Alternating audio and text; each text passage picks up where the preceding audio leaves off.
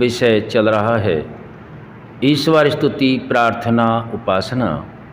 इस विषय में जो शब्द लिए गए हैं वे शब्द आर्योद्देश्य रत्नमाला नामक ग्रंथ से हैं, जिनके रचयिता स्वामी महर्षि दयानंद सरस्वती जी हैं। जिन शब्दों को वेदानुकूल और ऋषियों के मतानुकूल उनके अर्थों को महर्षि जी समझा रहे हैं, जिसमें आज का शब्द है अनुमान। अनुमान किसे कहते हैं? यहाँ प्रमाणों की भी चर्चा स्वामी जी इस ग्रंथ में कर रहे हैं। पहला प्रमाण अनुमान है।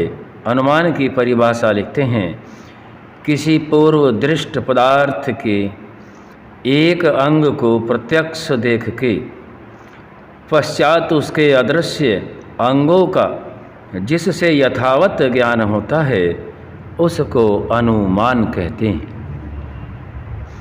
यहाँ हमें यह समझना योग्य है कि कोई भी पूर्व दृष्ट पदार्थ के जो हमारे सामने तो है लेकिन उस पदार्थ का कुछ ही अंश है, बाकी नहीं है, तो उसके एक अंग को देख के प्रत्यक्ष देख के और पश्चात उसके जो अंग से संबंध है जिससे यथावत ज्ञान होता है उसी से पूरा अनुमान लगाया जाता है।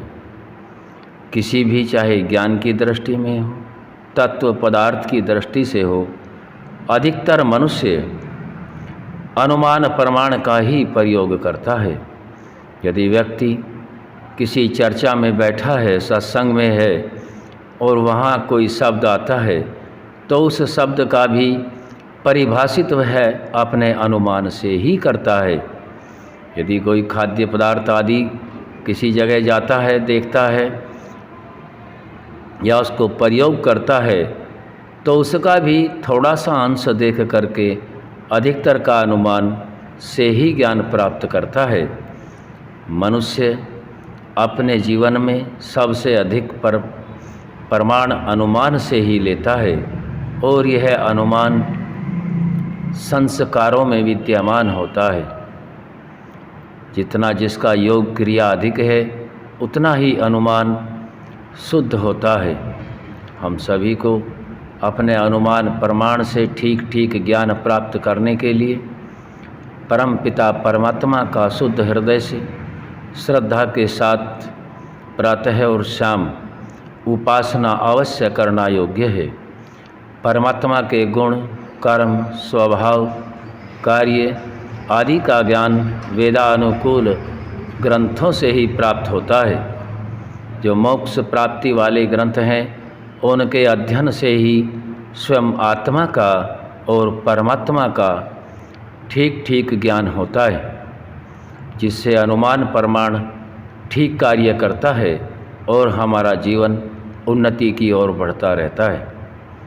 सभी को योग्य है कि जिस परम पिता परमात्मा ने संपूर्ण सृष्टि को बनाया है, सभी आत्माओं के निमित्त संपूर्ण ब्रह्मांड को रच करके उसमें अनेक शरीरों को दिया है, जिसमें सबसे उत्तम मनुष्य का शरीर बनाया गया है। मनुष्य अपने मनुष्यत्व को समझ करके अपने क्लिष्ट विचारों को छोड़ के राग द्वेष आदि से अलग होकर जितने भी दोष हैं पंच कलेश आदि से छूट करके सही अनुमान लगा करके उन्नति को प्राप्त हो जाता है।